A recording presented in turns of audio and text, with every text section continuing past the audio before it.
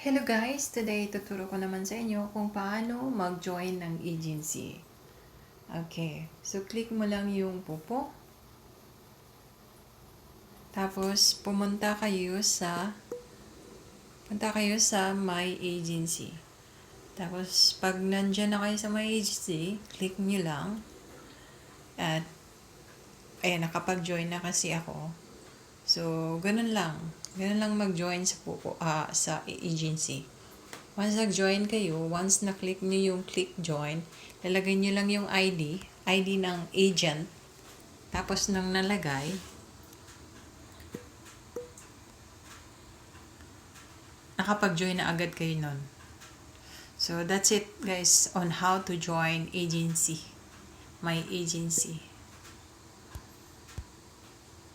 Thanks for watching guys.